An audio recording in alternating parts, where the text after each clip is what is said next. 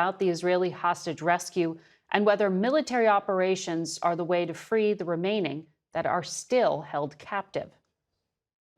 By far, the most effective, certain, and right way to get all of the hostages out is to get a comprehensive ceasefire and hostage deal that President Biden described in public a few days ago, that Israel has accepted, and now that we are awaiting Hamas to respond to.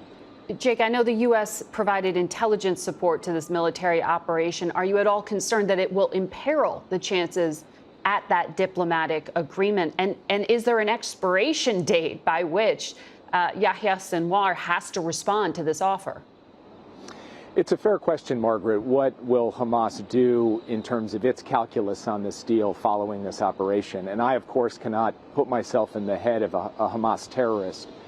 But the fact is that the whole world is looking to Hamas to say yes, because for all those people, for all these months who've been calling for a ceasefire, now's the moment. There could be a ceasefire tomorrow, today even, if Hamas would say yes to the deal. So from our perspective, the world needs to continue to reinforce that message quite clearly and strongly. We have not gotten an official response yet from Hamas.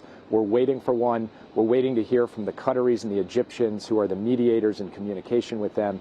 And we will continue to reinforce the message, take the deal, until we get that answer. Jake, I was looking back at remarks you made on this program just a week after that horrific attack on Israel on October 7th. And even in the early days, you were pressing the Israeli government for a clear plan on what they will do in Gaza the day after the war ends.